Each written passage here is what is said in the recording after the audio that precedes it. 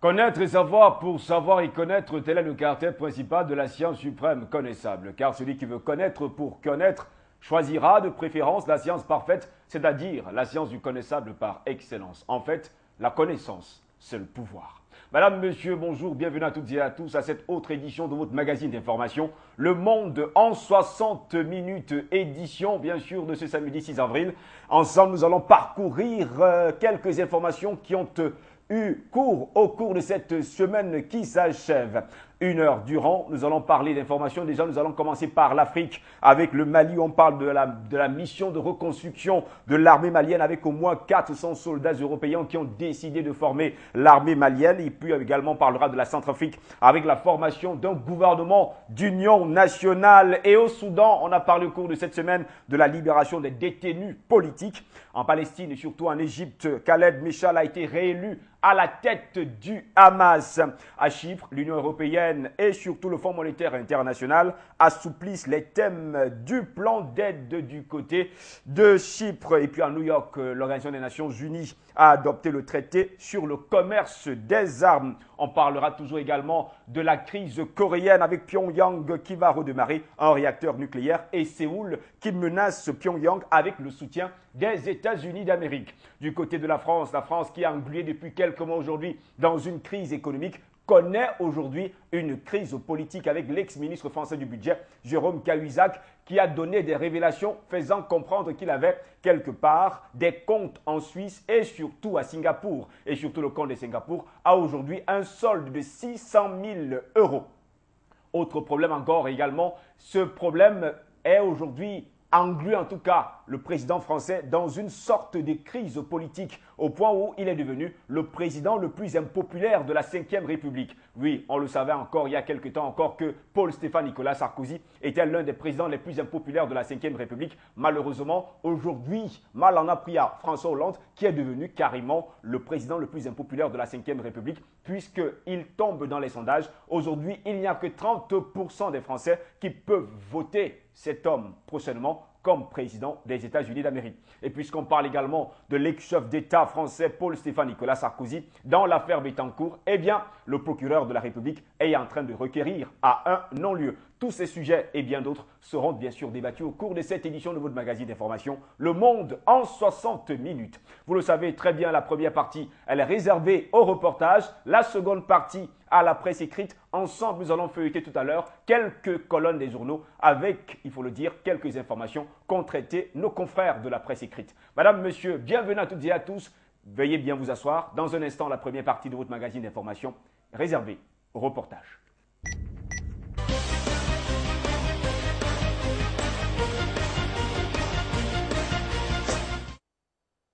Après plusieurs mois de préparation, la mission de reconstruction de l'armée du Mali a été lancée mardi par 550 militaires européens dont l'objectif est de professionnaliser les soldats maliens pour qu'ils soient capables de résister à de nouvelles attaques de groupes djihadistes.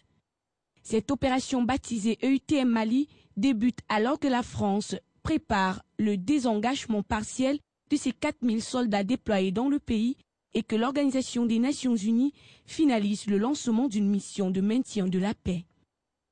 Sa tâche s'annonce lourde car tout est à reconstruire au sein de l'armée malienne, a expliqué le général François Lecointre qui commande l'EUTM Mali.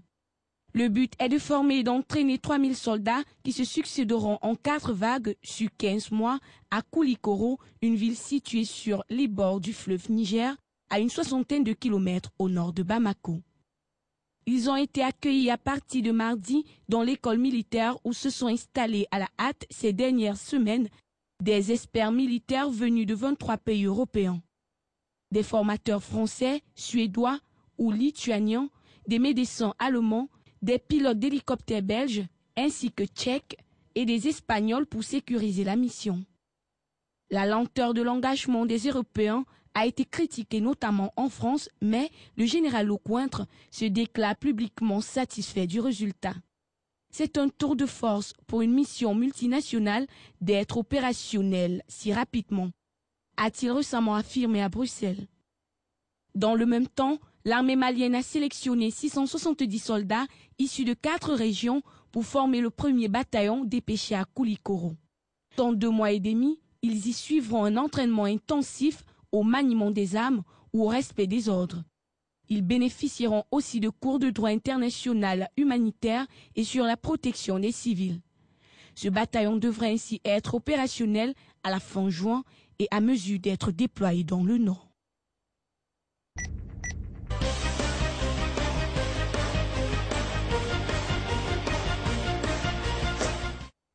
Un nouveau gouvernement d'union nationale, principalement issu de la rébellion de l'opposition et de la société civile, a été annoncé dimanche à 3 jours du sommet extraordinaire de N'Djamena de la Communauté économique des États de l'Afrique centrale consacrée à la crise centrafricaine.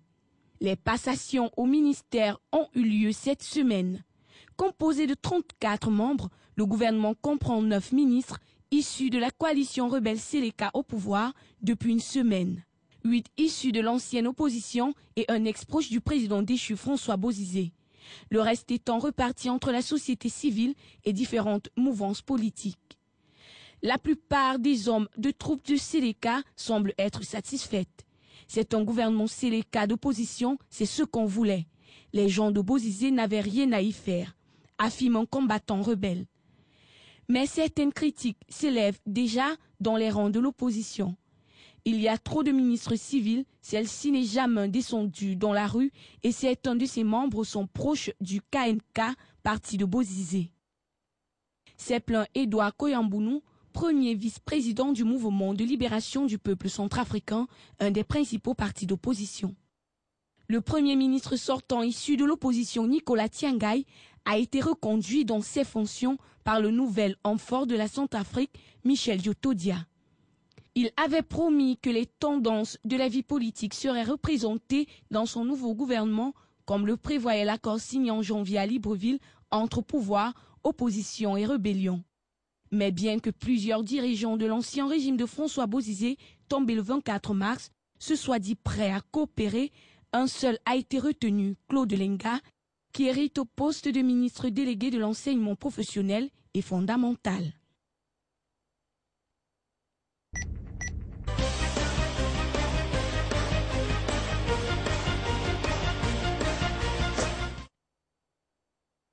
Khartoum a libéré mardi 6 détenus politiques, les premiers au lendemain d'une amnistie annoncée par le président soudanais Omar el-Béchir, qui a solennellement invité ses rivaux au dialogue. Parmi eux figuraient Hicham Mufti et Abdelaziz Khalid, 2 opposants en détention depuis 3 mois. Selon Amnesty International, il faisait partie avec 4 autres personnes d'un groupe de figures de l'opposition arrêtés pour avoir rencontré en janvier à Kampala en Ouganda des rebelles et ratifié une charte prévoyant un renversement du régime d'Omar el-Béchir au pouvoir depuis 24 ans.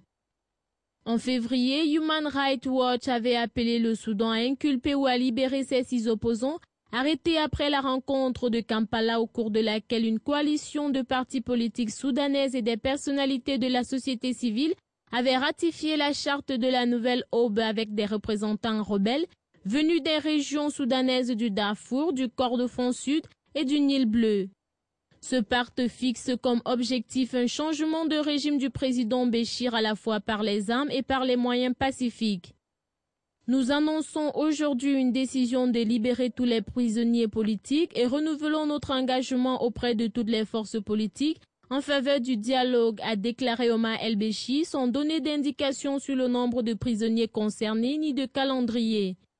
L'annonce du président soudanais a été accueillie favorablement par l'opposition, mais plus fraîchement par les rebelles. Le Soudan a besoin d'une nouvelle constitution pour remplacer celle de 2005 basée sur l'accord de paix qui avait mis fin à 23 ans de guerre civile entre nordistes et sudistes et entraîné la sécession du Soudan du Sud en juillet 2011. Le vice-président soudanais Ali Othman Taha, potentiel successeur d'Omar el-Béchir, s'était déclaré en mars favorable à une participation des rebelles combattant contre l'armée dans le sud, avec lesquels Khartoum avait jusqu'à présent exclu tout dialogue à l'élaboration de la nouvelle constitution.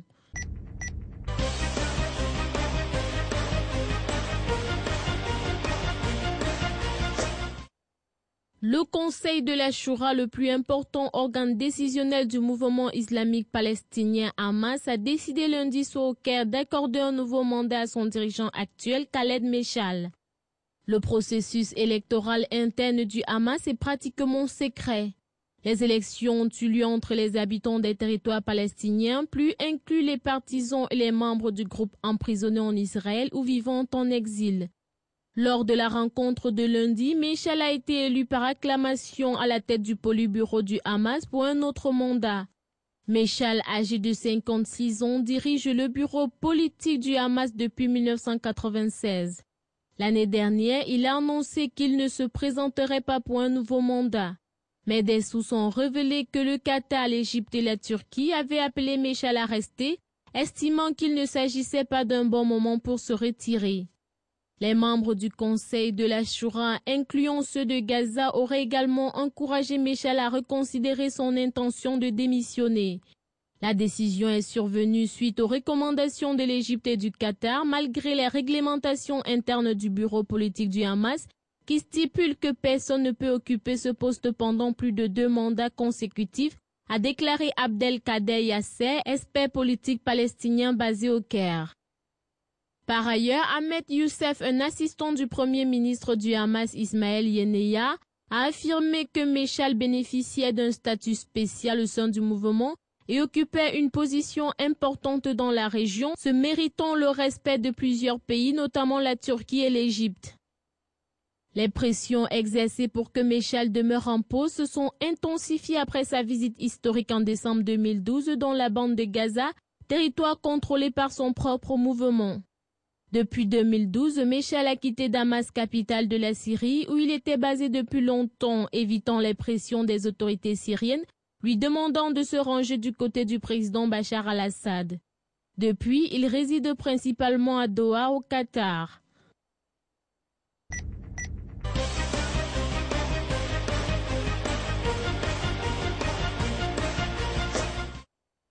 La Troïka des créanciers internationaux de Chypre a assoupli les termes du plan de sauvetage de l'île en lui donnant notamment un peu plus de temps pour atteindre ses objectifs de réduction de déficit fixés. L'Union européenne, la BCE et le FMI désormais à Chypre jusqu'à 2017 pour atteindre un excédent primaire de 4% du produit intérieur brut au lieu de 2016 comme initialement prévu. Remettre les finances publiques en ordre pour stabiliser l'économie et restaurer la confiance des entreprises, des citoyens et des investisseurs étrangers dans les perspectives économiques à long terme de Chypre est prioritaire, estime la Troïka. Chypre était arrivé à un accord avec les créanciers de la Troïka dans la nuit du 24 au 25 mars pour un plan d'aide qui prévoit notamment un crédit de 10 milliards à Nicosie en échange de mesures drastiques comme la mise en faillite ordonnée de la deuxième banque du pays, la Laiki Bank. Les autorités chyprites avaient également accepté une ponction sur les dépôts de 100 000 € de la Bank of Cyprus, des réformes structurelles, des privatisations et une hausse d'impôts sur les sociétés de 10 à 12,5%.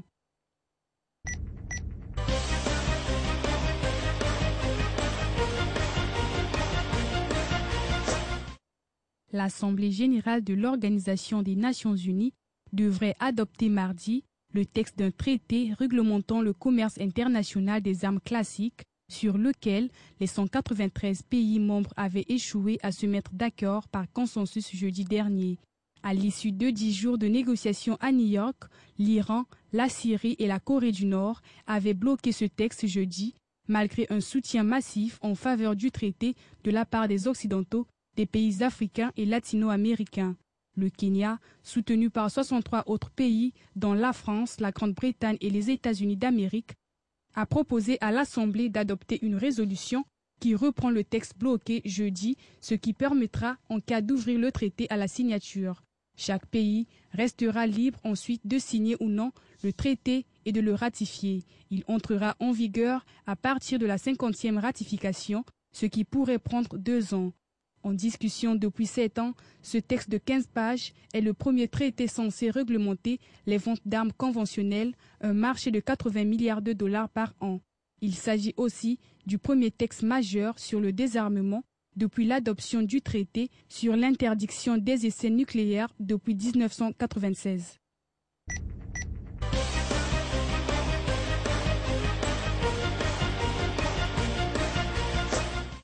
La Corée du Nord a franchi mardi une nouvelle étape dans son bras de fer avec la communauté internationale en annonçant son intention de redémarrer un réacteur nucléaire arrêté en 2007, malgré les résolutions de l'Organisation des Nations Unies lui interdisant tout programme atomique.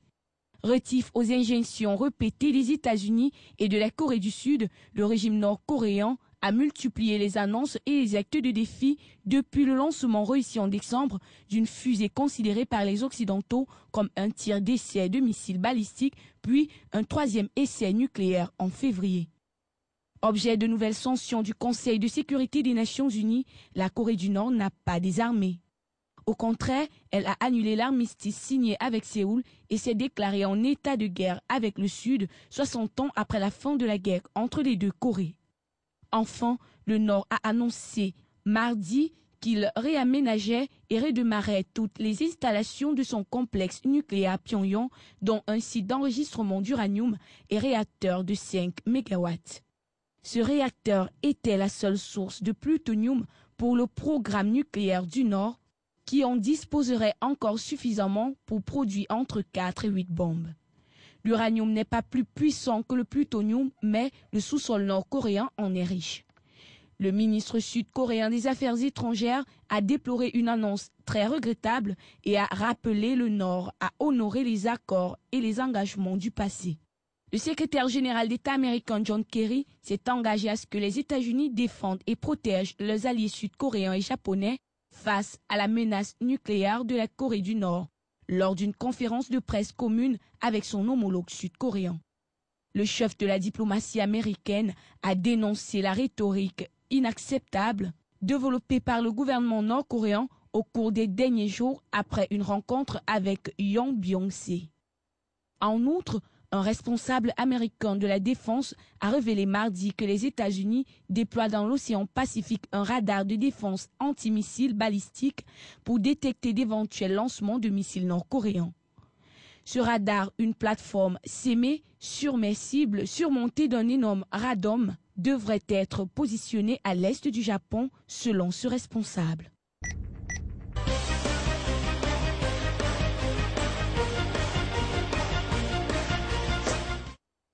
La Corée du Sud a promis une sévère riposte en cas de provocation de la Corée du Nord avec le soutien des États-Unis d'Amérique qui ont débloqué des avions de chasse furtifs F-22 et un destroyer sur fond de vives tensions. Le président sud-coréen, le chef de Gilles, des conservateurs et des faucours sud-coréens s'est entretenu dans la matinée avec des hauts responsables militaires et son ministre de la Défense. Je pense que nous devrions opposer une riposte sévère et immédiate, sans aucune considération politique, si le Nord s'aventure à une provocation contre notre population, a déclaré Park, qui a pris ses fonctions en février. Le ministre de la Défense, Kim Kwon-jin, a précisé que le Sud recouvrait, si besoin était, à des frappes préventives sur les installations nucléaires et militaires nord-coréennes. La Maison-Blanche a cependant relevé lundi que la rhétorique belliqueuse de Pyongyang n'était accompagnée d'aucune action militaire. La péninsule coréenne est le théâtre d'un nouvel épisode d'invectives et de menaces depuis décembre dernier, lorsque le Nord a réussi le lancement d'une fusée que Washington et Séoul ont analysée comme un tir d'essai de missiles balistiques.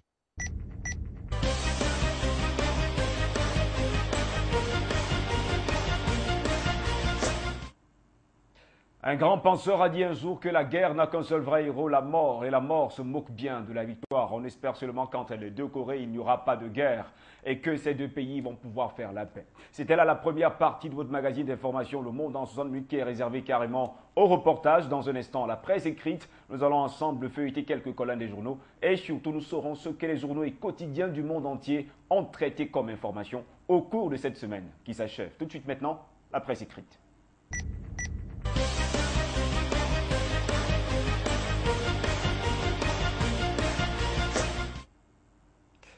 On commence avec la journée de lundi. Le journal catholique La Croix était au cœur de la Pâque le 31 mars dernier. Renaître à la vie après une épreuve, nous disait le quotidien qui nous offrait cette belle fresque de Giotto de Bondione, 1303-1306, qui montre le Christ apparaissant à Madeleine après la résurrection. Dernière nouvelle d'Alsace en abrégé DNA. Remarquez que le pape François a été acclamé avec faveur. Lors de sa première messe de Pâques, il a adressé un message d'espérance dans la miséricorde de Dieu et condamné la traite des personnes et les guerres, à commencer par celle en Syrie. C'était donc une foule pascale pour François, comme vous le voyez à la grande une de ce journal. Le Figaro parlait de l'état de grâce pour le pape François. Selon ce journal, le souverain pontife a célébré dimanche Pâques devant une foule enthousiaste. Le quotidien notait lundi que les catholiques attendent les premières décisions du pape François. Dans ses pages 4 et 20, le Figaro, parlant de retraite, nous annonçait que les sacrifices commençaient le lundi. Le Monde nous disait, lui, lundi, que l'électorat de droite se radicalise. L'UMP colle au slogan les plus durs du mouvement d'opposition au mariage pour tous. Écrivait le journal lundi. Libération s'interrogeait, garantie des loyers, qui va payer, tel que vous le voyez à la grande une de ce journal. À cette question, Libé nous disait que propriétaires et locataires barguignent pour contribuer au fonds que le gouvernement français veut créer pour assurer les défauts de paiement et éviter les expulsions. Aujourd'hui en France, indiquait lundi que 5 enfants de 2 à 9 ans ont péri dans l'Aisne, d'où la une du quotidien prisonnier de la maison en feu. Le journal nous disait que le drame s'est produit samedi soir à Saint-Quentin. Dans le même temps, 3 autres personnes sont mortes dans un incendie à Aubervilliers. Une série noire qui rend urgente la mise en place des dispositifs de sécurité.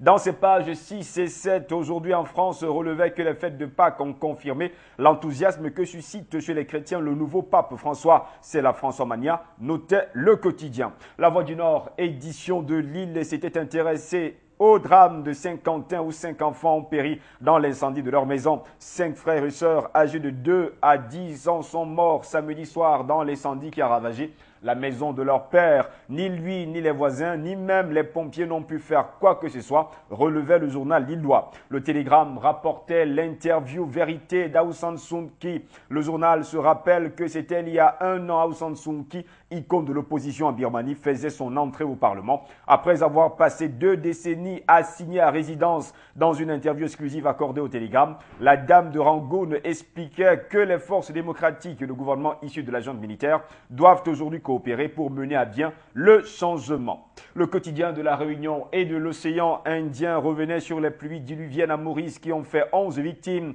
6 des 11 victimes ont été noyées à Port-Louis dans le tunnel pour piétons reliant la Rogers House au Codan.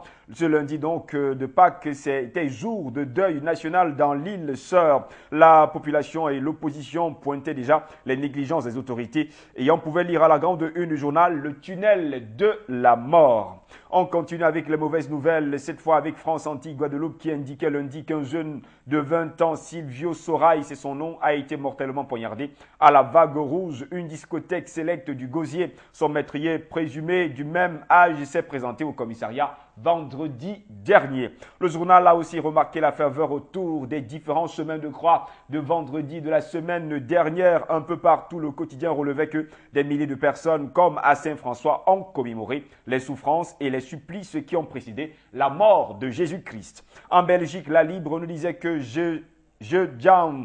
Brian Samy ont choisi le djihad belge, jeune converti à l'islam radical et désormais combattant en Syrie. Le journal belge nous donnait leur parcours de combattants lundi dernier. Toujours en Belgique, que le soir s'était intéressé au budget 2013. On lui disait que le gouvernement boucle l'ajustement budgétaire total 1,5 milliard d'euros, entre autres mesures assises sur le tabac et économie en soins de santé. Rien de spectaculaire en somme, on limite la casse, comme on pouvait le lire à la grande une du journal belge Le Soir. En Suisse, la Tribune de Genève nous disait que l'Inde inflige un camouflet à Novartis. Le journal indiquait que la Cour suprême indienne a rejeté lundi la demande de brevet déposée par Novartis pour un traitement anti-cancer onéreux. En cas de feu vert, il aurait privé les Indiens d'un générique bon marché et aurait établi un dangereux précédent selon les associations. Le groupe écrivait le quotidien genevois avait déposé en 2006 une demande de brevet pour le Clivec, un puissant médicament contre la leucémie. Cette demande avait été rejetée par la justice indienne en première instance comme en appel. À ce propos, la Tribune de Genève relevait que l'Inde délivre des brevets pour des formules datant d'après 1995 ou pour des médicaments améliorés, montrant des signes manifestes de plus grande efficacité. Or, la justice estime que la nouvelle version du Glivec ne se distingue notablement pas de la précédente. Au Luxembourg, le journal Le Quotidien s'était intéressé au quart de finale aller de la Ligue des Champions entre le Bayern de Munich et la Juventus de Turin et notait que c'est un choc de style. Selon le journal, la force du Bayern comme de la Juventus réside surtout dans des collectifs bien rodés, notamment en attaque pour des Munichois et en défense chez les Turinois, laissant augurer un choc de style en quart de finale aller de la Ligue des Champions mardi à l'Alliance Arena. Au Canada, le journal de Montréal s'était intéressé à la natalité et nous assurait que l'Assomption est en tête. La municipalité est au premier rang des villes où l'on retrouve le plus de bébés par habitant, écrivait le quotidien lundi dernier.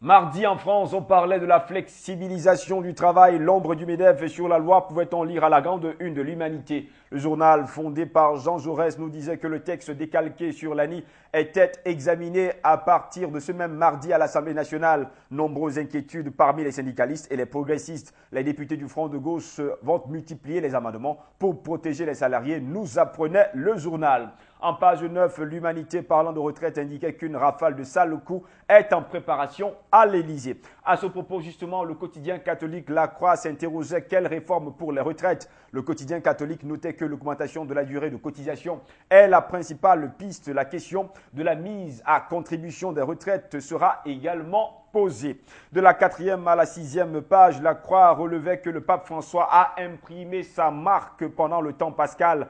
Et lui a retrouvé également, pouviez retrouver en tout cas le cahier central de 20 pages de La Croix intitulé D'un pape à l'autre. Puisqu'on était dans la page religion, dernière nouvelle d'Alsace nous disait que Monseigneur Brand est mort. Monseigneur Charles Brand, Monseigneur Amarin Brand, archevêque de Strasbourg de 1984 à 1997. La photo à la grande une montrait déjà le jour de son installation. Est décédé dimanche à l'âge de 92 ans. Ses obsèques, selon nos confrères, ont été célébrés vendredi à 10h à la cathédrale de Strasbourg où il sera ensuite inhumé dans le caveau des évêques. Un autre drame à retrouver en page 3 des dernières nouvelles d'Alsace, bien sûr, c'est celui du suicide du médecin de Koh-Lanta. Le médecin attitré de l'émission de télé-réalité était un temps urgentiste à l'hôpital de Saint-Dié. Le quotidien de Toulouse, La Dépêche du Midi, parle de la malédiction de Koh-Lanta. Après la mort d'un candidat, le médecin de l'émission de télé-réalité se suicide, écrivait le journal mardi. Le journal de la capitale française, Le Parisien, avait fait une enquête sur le suicide du médecin mardi de Koh-Lanta, à retrouver en tout cas en page 44 et 45. Selon ce quotidien, après la mort d'un candidat, le médecin de l'émission, Thierry Costa, c'est comme ça qu'on l'appelait, la photo à la grande une du journal, s'est suicidé déjà lundi au Cambodge. Un nouveau drame qui hypothèque l'avenir du jeu de télé-réalité qui passait déjà dans les chaînes de télévision françaises. PSG, FC Barcelone, faites-nous rêver, lisait-on à la grande une de Le Parisien qui indiquait que le Paris Saint-Germain accueillait le même soir à 20h45 au Parc des Princes un monument du football européen. Les coéquipiers d'Ibrahimovic avaient en tout cas l'ambition de renverser la montagne barcelonaise symbolisée par le prodige Messi. Déjà à l'issue du match était 2 buts partout. Le quotidien du sport et l'automobile, l'équipe s'interrogeait également mardi. Qui dit mieux? En tout cas, selon nos confrères, une des meilleures équipes de football de l'histoire et le meilleur joueur du monde affronte en France l'équipe de tous les fantasmes, écrivait le journal mardi. L'affiche Paris Saint-Germain FC Barcelone 20h45. Mardi soir, en quart de finale, aller de la Ligue des Champions promettait en tout cas une soirée exceptionnelle. Et ce fut le cas. L'équipe se prêtait déjà à parler espagnol. Mais qu'est un match, plus qu'un match. Nous quittons le football pour un peu de poésie avec à la une de Libération Michel Houellebecq. Le monde n'est plus digne de poésie exclusive. Il faut le dire, il a été il faut le dire, le Goncourt 2010 qui sort aujourd'hui. Configuration du dernier rivage, recueil de poèmes surprise, entretien avec celui qui reste le dernier rempart de la poésie en pages 2 à 5 de Libé dans sa parution de mardi dernier. Le Figaro aussi s'interrogeait mardi et si Hollande remaniait le gouvernement. Le quotidien français indiquait que l'intervention télévisée du président français a déçu. Les sondages sont en berne, la situation économique s'aggrave. Dans la majorité des critiques se multiplient. Certains élus demandent un changement d'équipe. Le Monde nous disait, lui, que la Chine vieillissante veut revenir sur la politique de l'enfant unique. Une réforme administrative décidée en mars dernier pose déjà les bases d'une nouvelle politique de planning familial, écrivait le journal mardi. Le Monde nous faisait également savoir que la Corée du Nord est dans la surenchère verbale. Le ton de Pyongyang est de plus en plus belliqueux et aujourd'hui, des F-22 américains survolent la Corée du Sud. Le quotidien français de l'économie, Les Échos, nous donnait les pistes chocs pour tailler dans les allocations familiales. Le journal relevait que la réforme des allocations familiales pénalisera sans aucun doute les familles les plus aisées. Le rapport recommandé par l'exécutif du Haut Conseil de la famille, dont les pistes seront débattues, et déjà sont débattues depuis jeudi dernier, propose plusieurs scénarios afin d'économiser 2,14 milliards d'euros à l'horizon 2016. Objectif, remettre la branche famille à l'équilibre et financer les nids aux familles les moins aisées.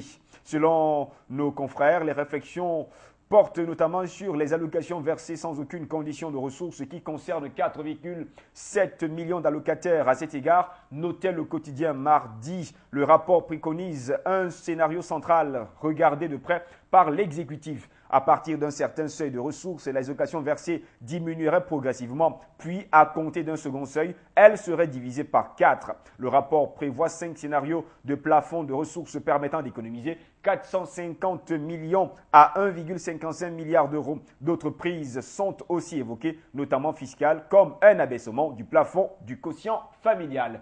C'était à lire en tout cas dans les colonnes du quotidien français de l'économie, Les Échos, dans sa parution de mardi dernier. Du côté de la Réunion et de l'océan Indien, le quotidien de la Réunion était au pied de l'RVRS Paris Saint-Germain-Barça ce soir à 22h45, heure de Lille. Le journal réunionnais nous disait que le Paris Saint-Germain défiait le même soir au Parc des Princes les Catalans du Barça en quart de finale allée de la Ligue des Champions. Issue du match, 2 buts partout entre les deux grandes équipes. En France, Antilles, édition de Martinique rapportait qu'un lycéen meurt noyé. Un jeune homme de 17 ans a été emporté par le courant alors qu'il baignait aux Salines avec ses parents et surtout ses amis. France-Guyane rapportait la polémique. 300 000 € à un cabinet dentaire, pouvait-on lire à la grande une du quotidien guyanais, qui nous disait qu'après le vote d'une subvention par la région, le conseiller de l'opposition, Marc Montieu, et le président Rodolphe Alexandre, en désaccord, exposent leurs arguments. En page 8 du quotidien France-Guyane indiquait que Shivani est Miss India Guyane.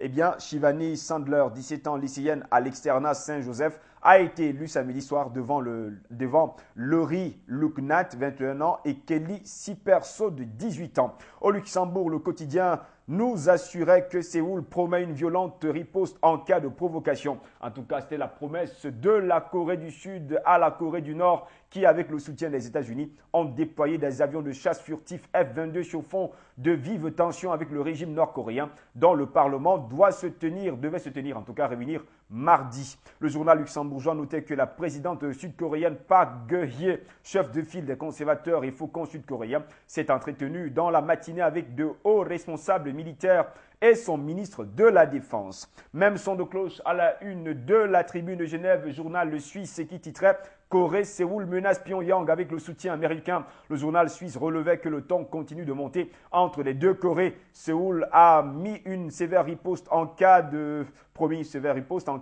provocation alors que les États-Unis ont déployé des avions de chasse furtifs F-22 et un destroyer. En Belgique, la Libre nous disait que le pays n'a pas eu aussi froid depuis 1962. La grande une de la Libre était consacrée au budget qui sauve les apparences pour l'Europe. Le gouvernement belge prenait ainsi de nouvelles économies sans faire mal aux citoyens ni en fâchant l'Europe. Le journal belge indiquait mardi que le gouvernement a bouclé son contrôle budgétaire. Il a trouvé 1,5 milliard d'euros supplémentaires. Depuis le Brésil où il était en mission, le vice-premier ministre MR Didier Reinders commentait déjà ses résultats dans les colonnes du journal dans sa parution de mardi dernier. Création d'entreprise, la panne sèche, pouvait-on lire mardi à la une de l'autre quotidien belge Le Soir, qui nous disait que l'entrepreneuriat va mal. En 2012, les cessations d'activité ont cru plus vite que les créations. Les symptômes de 2009 sont de retour, écrivait le journal. Au Canada, le journal de Montréal qui revenait sur l'histoire de ce jeune citoyen d'une vingtaine d'années qui en 2 mois a permis l'arrestation de 3 conducteurs aux facultés affaiblies en les dénonçant au 911. C'est un ange de la route qui cherche les ivrognes au volant. C'est le devoir du citoyen avant tout, pouvait-on lire à la grande une du journal de Montréal. Et bien sûr, qui est l'un des journaux, enfin, il faut le dire, les plus lus du côté du Canada.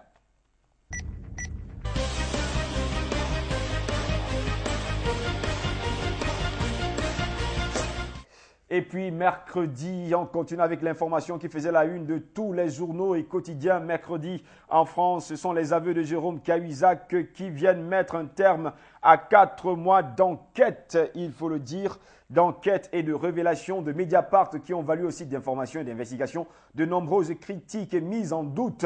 Eh bien, avec La Voix du Nord, nous commençons qui, dans son fait du jour, parlait de l'aveu au bout de la spirale du mensonge. Selon le journal, l'ancien ministre du Budget, Jérôme Cahuzac, a reconnu mardi de tenir un compte à l'étranger depuis une vingtaine d'années et a été mis en examen pour blanchiment, revenant sur des semaines de dénégation et provoquant un véritable séisme politique. Le journal de Bordeaux Rive Gauche ne mâchait pas ses mots mardi. Mercredi, Jérôme Cahuzac passe aux aveux. L'élu de Villeneuve-sur-Lot a reconnu détenir 600 000 € sur un compte à l'étranger depuis 20 ans, écrit le journal. Le président français François Hollande prend acte de ses aveux avec sévérité, notait le journal français Sud-Ouest. Pour le journal grenoblois Le Dauphiné, c'est le mensonge. Il a menti. L'ancien ministre du Budget, Jérôme Cahuzac, a reconnu mardi avoir eu un compte à l'étranger pendant 20 ans. Écrivait déjà le journal qui poursuivait et il en détiendrait toujours un, affichant un solde d'environ 600 000 € à Singapour. Pour le Dauphiné, c'est un mensonge qui résonne comme une onde de choc dans la sphère politique française.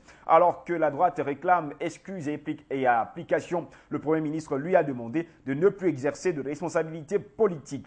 Le quotidien de Haute-Vienne titrait Cahuzac le fraudeur, il prêchait l'austérité.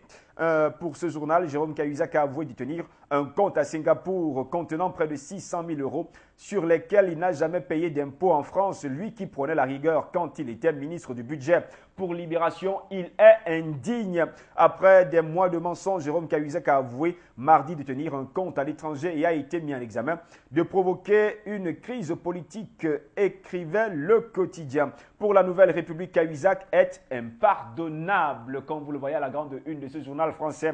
Pour la Marseillaise, c'est une affaire d'État. Le journal écrivait mercredi, l'ex-ministre du Budget a enfin avoué sa culpabilité dans l'affaire de fraude fiscale qui le poursuivait. Le pouvoir est aujourd'hui tétanisé. Le journal fondé par Jean Jaurès, L'Humanité, titrait déjà Cahuzac chute de son paradis fiscal. L'ex-ministre du Budget avoue après plusieurs mois de mensonges. En parlant de mensonges, le quotidien français de l'économie, Les Échos, indiquait que c'est un coup dur pour François Hollande, déjà très affaibli dans l'opinion. 15 jours à peine qu'il l'ait renvoyé du gouvernement, son ex-ministre du Budget, Jérôme Cahuzac, a admis mardi devant les juges détenir un compte à l'étranger, alors qu'il avait assuré le contraire au chef de l'État français et à la représentation nationale avec aplomb pendant des mois. Le journal français notait que cet aveu tardif lui a valu d'être mis en examen pour blanchiment de fraude fiscale. Il place en position difficile l'exécutif qui a fustigé une impardonnable faute morale, sans convaincre l'opposition qui a demandé à François Hollande et Jean-Marc Ayrault de venir s'expliquer devant les Français et de dire ce qu'ils savaient réellement. Les Échos relevaient que c'est ce qu'a fait le Premier ministre dès mardi soir à la télévision. Élu sur la promesse d'une république exemplaire, le chef de l'État français est sérieusement ébranlé, a-t-il dit à tous les Français. En tout cas, l'affaire Cahuzac est le mensonge qui éclabousse Hollande, nous disait le Parisien mercredi, et qui relevait que c'est un aveu embarrassant pour le président français qui avait promis une république exemplaire aux Français. Tous les espoirs sont permis, pouvait-on lire en bas de la grande une du quotidien de la capitale, qui n'a pas manqué les quarts de finale aller de la Ligue des Champions et nous disait qu'en décrochant le match nul 2 buts partout au Parc des Princes, dans le temps additionnel, grâce à un but de Matuidi, le Paris Saint-Germain peut toujours croire en une qualification mercredi prochain face au Barça. Pour l'équipe quotidienne du sport et de l'automobile, c'était plus qu'un match. Le Paris Saint-Germain garde espoir de se qualifier pour les demi-finales de la Ligue des Champions après avoir arraché le match nul mardi soir au Parc des Princes face au FC Barcelone, écrivait le journal. Quart de finale retour au Camp Nou le 10 avril prochain. Même le quotidien de la Réunion et de l'océan Indien nous dit ce mercredi que Paris peut espérer, après son nul face au Barça, 2 buts partout. France-Antilles, Guadeloupe titrait mercredi, rien ne va plus, faites vos jeux. Selon le journal, les jeux ne connaissent pas de la crise. Là-bas, le loto a connu une augmentation de 7,7% de son chiffre d'affaires en 2012. Le quotidien, dans son dossier et de son cahier économique, avait préparé, en tout cas pour ses lecteurs, 8 pages spéciales. En page 8, le quotidien guadeloupéen notait que Cahuzac a menti. L'ancien ministre du Budget a reconnu détenir un compte à l'étranger depuis une vingtaine d'années. Pour François Hollande, relevait nos confrères, il a commis une faute impardonnable et surtout une faute morale. Pour France-Antilles, Martinique, mercredi ou samedi, on passe au choix des maires. Les communes avaient jusqu'au 31 mars dernier pour se prononcer sur l'année d'application de la réforme des rythmes scolaires. On pouvait retrouver en tout cas dans les colonnes du journal les choix des 34 municipalités pour le moins divisés. En Belgique, le quotidien Le Soir indiquait mercredi que Proximus relance la guerre des prix bousculée par ses concurrents, écrivait Le Soir mercredi. L'opérateur simplifie ses tarifs et convie Scarlett, filiale low cost de Belgacom, à se montrer plus agressive. Le Soir nous disait également dans ses colonnes comment les vétérans congolais ont été spoliés et oubliés de l'histoire. Selon nos confrères, ils ont servi dans la force publique en 14-18, on parle là de la Première Guerre mondiale, et en 40-45, la Seconde Guerre mondiale, vaillants soldats indigènes embarqués dans une guerre qui n'était pas la leur, spoliés sous Mobutu Sese Seko, 150,5 millions de francs belges et laissés pour compte dans l'histoire belge coloniale. Une enquête de Bruxelles à Kinshasa que vous deviez retrouver mercredi dernier dans les colonnes du quotidien belge Le Soir. Toujours en Belgique, cette fois avec la Libre Belgique, parlant de budget, donnait les noms de ceux qui vont trinquer. Le journal indiquait que les mesures adoptées par le gouvernement ne seront pas indolores pour tout le monde en tout cas. SNCB, CEPAS, armées passeront la trappe. Le contrôle budgétaire ne fera de mal à personne, avait laissé entendre le gouvernement, écrivait déjà la Libre Belgique mercredi qui relevait qu'à y regarder de plus près, plusieurs mesures imposent des réductions de dépenses à toute une série d'institutions qui, elles, rendent des services publics. Au Luxembourg, le quotidien relevait que Pyongyang empêche l'accès du complexe intercoréen de Kaesong aux Sud-Coréens, symbole de la coopération entre les deux pays. La crise sur la péninsule coréenne franchissant ainsi un nouveau palier. Le journal notait que la veille, Washington avait promis de se défendre et de protéger ses alliés sud-coréens et japonais face à Pyongyang. Le secrétaire d'État américain John Kerry qualifiant le comportement du dirigeant nord-coréen de dangereux et d'irresponsable. On termine la journée de mercredi avec la Suisse, avec le quotidien vaudois 24 heures qui indiquait dans le scandale de Jérôme Cahuzac que François Hollande n'était pas au courant d'un compte offshore. Le journal précise que le président français et son premier ministre ne savaient pas que leur ex-ministre du budget, Jérôme Cahuzac, détenait déjà un compte offshore à l'étranger, avait assuré l'exécutif à la télévision mardi soir déjà. C'était à lire en tout cas dans les colonnes du journal suisse 24 heures.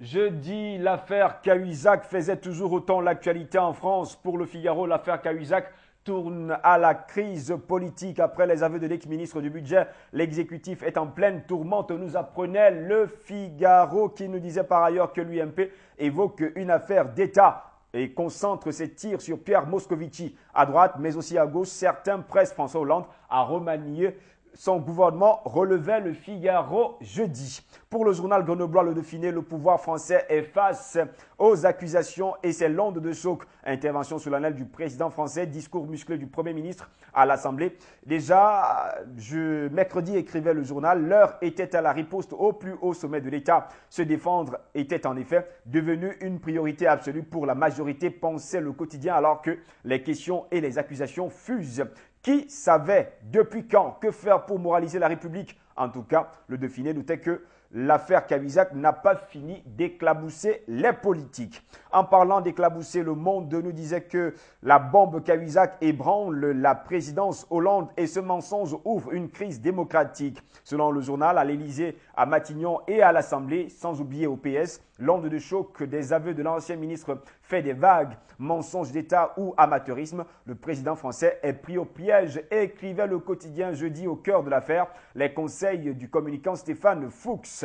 Le journal de Haute-Vienne pensait que c'est un cyclone au cœur de l'État et Hollande est ballotté. Le journal affirme que François Hollande s'est exprimé sur le scandale Cahuzac dans une courte allocution. Il a annoncé 3 mesures en vue de moraliser la vie politique. Le journal de Haute-Vienne, L'Écho, notait que c'est insuffisant pour beaucoup de personnes. Pour le Havre Libre, Hollande perd la vertu. Au sortir du Conseil des ministres, le quotidien notait que Hollande a commenté l'affaire Cahuzac. Il a réaffirmé, selon nos confrères, que l'ex-ministre du Budget n'a bénéficié d'aucune protection de la part de son gouvernement ni de lui-même. Le Courrier de l'Ouest s'interrogeait jusqu'où ira l'onde de choc Cahuzac. Les membres du gouvernement français avaient affiché leur confiance en Cahuzac. Après les aveux de l'ancien ministre du Budget sur son compte à l'étranger, le quotidien notait que le pouvoir commence à vaciller. Intenable, nous disait le Parisien. Le quotidien de la capitale indiquait que Hollande et Hérault doivent trouver une issue à la crise majeure qui déstabilise le sommet de l'État. Les Français attendent la vérité et surtout des actes. La Voix du Nord nous disait que si les aveux tardifs de Jérôme Cahuzac portent un coup sévère à la République exemplaire, voulue par François Hollande, d'autres avant lui se sont enferrés dans l'engrenage du déni. D'où la grande une du journal lillois, affaire Cahuzac, la vie politique d'un mensonge à l'autre. Le journal du Pays Basque Sud-Ouest remarquait que le dossier de fraude fiscale qui a provoqué un séisme au sein du gouvernement n'a sans doute pas encore livré tous ses secrets. Le feu se propage dans la classe politique, comme le titrait ce journal d'un film hollywoodien. Sud-Ouest, bien sûr, Cahuzac, le jour d'après, pour ne pas penser à ce grand film hollywoodien, le jour d'après. Libération nous disait ce que savait Hollande pour le quotidien depuis le 4 décembre dernier. Le chef de l'État français avait-il d'autres éléments que ceux révélés par Mediapart? Première question. Aurait-il dû en tirer plus tôt les conséquences? C'est la seconde question. Les détails, vous pouviez les trouver de la 2e à la 8e page de Libération dans sa parution de jeudi. Le journal fondé par Jean Jaurès, L'Humanité, nous disait ce que révèle le scandale Cahuzac, c'est que la République est malade de l'argent roi. Selon L'Humanité, François Hollande a été obligé d'intervenir mercredi soir à la télévision. Les ravages de l'affaire Cahuzac ne peuvent être calmés par des paroles. Il est temps de s'attaquer à la racine de la fraude fiscale plutôt que de pressurer les petits revenus, écrivait le quotidien. Le quotidien français de l'économie. Les Échos nous disaient que l'Élysée est pris dans la tempête Cahuzac. Le journal de l'économie indiquait qu'en intervenant mercredi soir à la télévision pour promettre un contrôle renforcé des ministres et des élus, François Hollande a tenté de circonscrire, à défaut d'éteindre l'incendie déclenché par la mise en examen mardi de Jérôme Cahuzac sans grand succès. Les Échos écrivaient tout au long de la journée, l'opposition a multiplié les attaques contre l'exécutif demandant des explications sur la chaîne de responsabilité. L'Élysée, Matignon et Bercy ne pouvant pas, selon elle, ne pas être au courant du compte en Suisse de l'ex-ministre du Budget. L'UMP est même allé jusqu'à exiger un remaniement profond du gouvernement, voire pour certains de ses leaders, une dissolution comme le Front de gauche, notait le quotidien qui affirmait par ailleurs que le pouvoir s'en tient pour le moment à la ligne de défense. Et cette affaire est la défaillance d'un seul homme. Mais il n'est pas sûr qu'elle soit tenable très longtemps, tant l'affaire Cahuzac tourne à la crise politique, conclut le journal. Le quotidien catholique La Croix titrait jeudi « Mariage pour tous ». L'enjeu de l'adoption, le journal indiquait que le débat sur le projet de loi Taubira s'ouvrait déjà le même jeudi au Sénat. Les élus se prononcent en faveur d'une adoption simple pour les couples de même sexe. Le quotidien de La Réunion et de l'océan Indien s'était intéressé au marché de l'auto et parlait des marques qui accélèrent et celles qui freinent. Le journal en voulait pour preuve qu'au premier trimestre, le marché auto a décroché à La Réunion. Et dans ce marasme, 3 marques s'en sortent mieux: Citroën, Hyundai et surtout Toyota. Même en Guadeloupe, l'affaire Cahuzac secouait déjà les élus, nous apprenait France Antilles-Guadeloupe jeudi. Interrogé sur l'affaire d'État provoquée par les aveux de l'ancien ministre du Budget, certains élus n'ont pas souhaité répondre aux questions de nos confrères. Écrivait le journal et qui indiquait que les autres craignent les conséquences pour la crédibilité de leur fonction. France Antilles, Martinique nous disait que la banane est un front caribéen de lutte pour cause, la cercosporiose noire, la redoutable maladie des bananiers, avant d'atteindre les Antilles françaises, est passée par toutes les autres îles. La coopération pour une lutte efficace contre ce fléau agricole est un impératif, relevait le journal jeudi.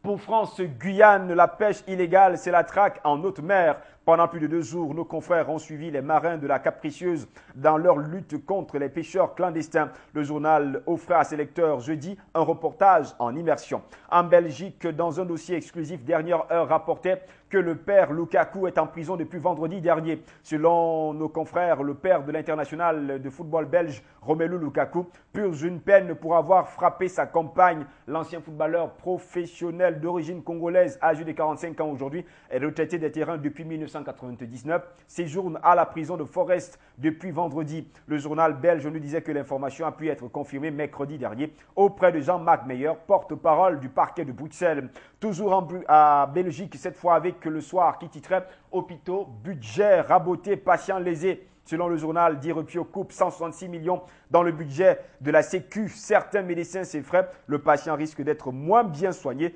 notait le quotidien. En page 11, Le Soir s'était intéressé à l'affaire Cahuzac, dont le titre en disait long. Sauve qui peut en Hollandie. On parle bien sûr du pays de François Hollande. Le mensonge est fondateur de la vie politique moderne. Propos de l'ancien ministre du budget français, qui est tout simplement Jérôme Cahuzac. Au Luxembourg, Barack Hussein Obama faisait la une du quotidien, Le Quotidien, qui titrait « Armes à feu, nouveau plaidoyer d'Obama ». Le Congrès toujours réticent. Le confrère écrivait « Barack Obama a renouvelé mercredi son appel à un renforcement des réglementations sur les armes à feu, alors que les textes de négociation en négociation au Congrès ont peu à peu été vidés de leur substance à 3 mois après le massacre de 20 enfants dans une école de Newton aux États-Unis.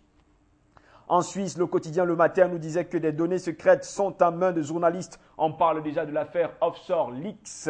Une équipe du Matin dimanche et de la Sonntagszeitung ont eu accès à la plus grande source de données économiques confidentielles de tous les temps. Plus de 2,5 millions de documents concerne les domiciliations offshore transmis à un réseau de journalistes du monde entier. Au Canada, le journal de Montréal indiquait que désormais, le système de surveillance du palais de justice de Montréal sera grandement amélioré. Selon ce quotidien, le palais de justice de Montréal aura bientôt des allures de forteresse. D'ici quelques jours, donc, relevait le journal, les travaux majeurs de quelques dizaines de millions de dollars s'amorceront afin de moderniser le système de sécurité qui est complètement désuet. D'où la une du journal canadien Haute Sécurité.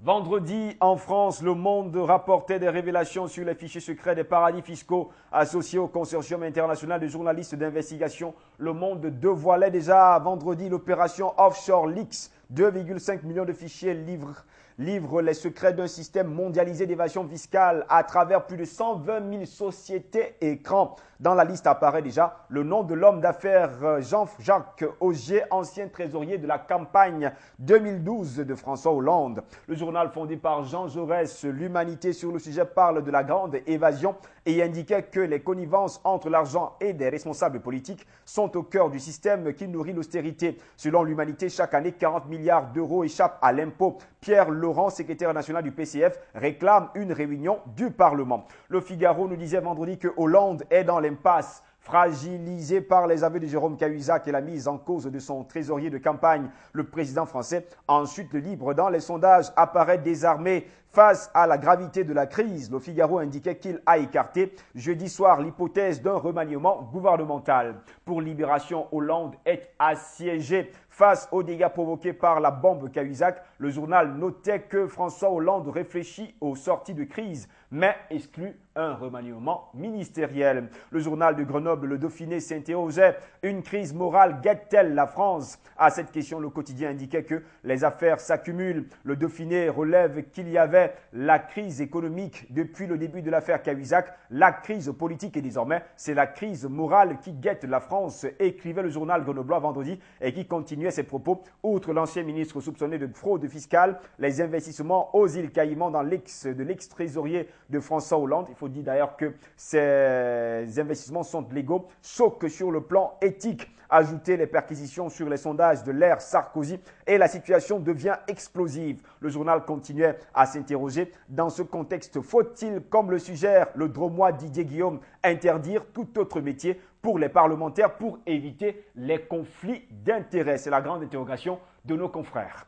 Une autre question à la une de la page 32. Un non-lieu pour Nicolas Sarkozy. Parallèlement, l'affaire Bettencourt va-t-elle se dégonfler? Question que se posait déjà le quotidien vendredi, qui répond toujours: est-il vrai que qu'on apprenait déjà jeudi soir que le procureur de la République envisageait de requérir un non-lieu concernant la mise en examen pour abus de faiblesse de l'ex-président français Paul-Stéphane Nicolas Sarkozy. Même son de cloche en page 6 de Aujourd'hui en France qui affirmait que le procureur de la République requiert un non-lieu dans l'affaire Bettencourt. Si Nicolas Sarkozy veut sortir de la tempête, une autre personnalité française se trouve en pleine dedans, et c'est Pierre Moscovici. Le quotidien français indiquait que les aveux de Cahuzac fragilisent le patron de Bercy au moment où le pays traverse une grave crise économique. La droite l'accuse d'avoir couvert l'ex-ministre du budget et réclame sa démission.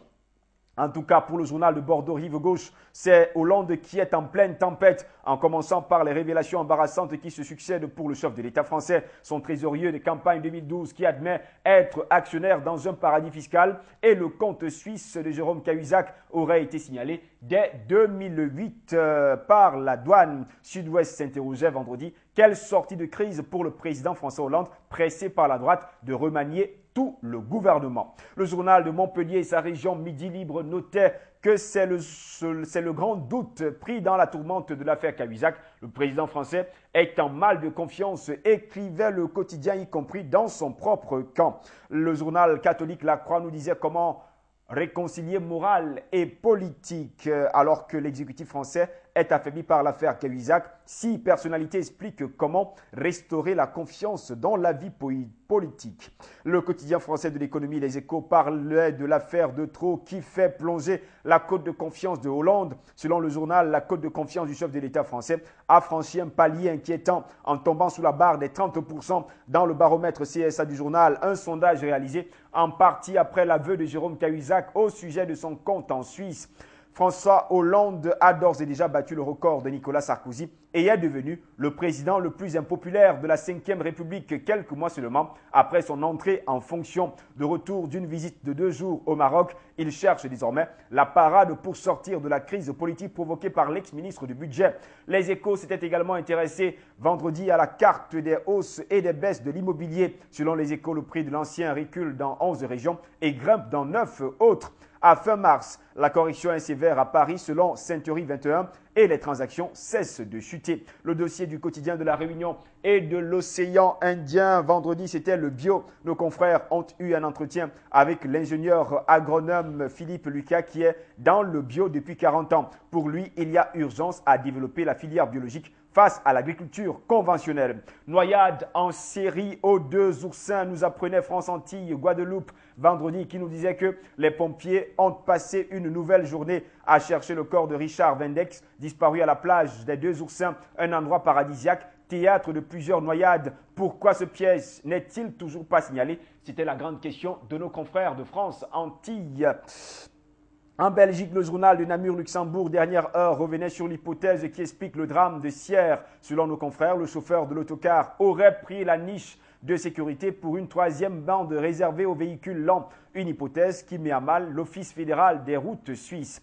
Argent secret, le déballage mondial, pouvait-on lire à la grande une du quotidien belge le soir. Le collectif de journalistes ICU a analysé le contenu de millions de documents liés aux sociétés offshore. Un scandale planétaire, notait le journal vendredi. L'administration fiscale pourrait utiliser les données révélées par l'Offshore Leaks pour demander des demandes de renseignements aux contribuables, estimait Jonathan Schaxgal, avocat spécialisé en droit fiscal pour le cabinet Afschrift. En Suisse, la Tribune de Genève nous apprenait que la tuerie de Menzno fait un cinquième mort. Une cinquième victime du tireur de Menzno est décédée jeudi, indiquait le ministère public lucernois vendredi. Au total, le drame survenu le 27 février sur le site de l'entreprise de bois aggloméré Kronospan à Menzno a fait 6 morts, dont le tireur, écrivait le journal. La nouvelle victime était un homme de 61 ans qui se trouvait à l'hôpital. 5 autres personnes avaient été blessées, dont une est toujours aujourd'hui hospitalisée. C'était à lire en tout cas dans les colonnes du journal suisse La Tribune de Genève dans sa parution de vendredi 5 avril de l'an de grâce 2013.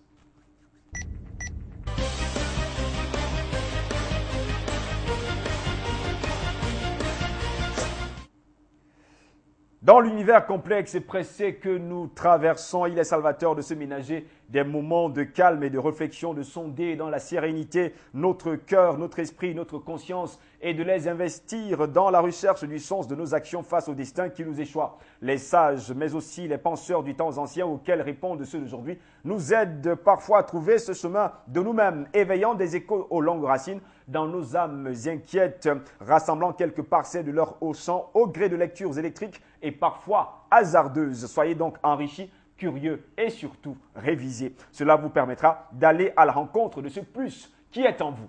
Voilà, madame, monsieur, c'est tout pour cette autre édition de votre magazine d'information Le Monde en 60 minutes, édition de ce samedi 6 avril de l'an de grâce 2013. Au plaisir de vous retrouver très prochainement pour une nouvelle édition. Restez sur Afrique Média. L'information est en continu sur notre chaîne. Comme le disait Voltaire, la principale occupation, c'est l'amour. La seconde, c'est de médire. La troisième, de dire des sottises. Nous avons choisi l'amour parce que la haine est un lourd fardeau difficile à porter. Bonne journée à toutes et à tous et surtout, bon week-end. Au revoir.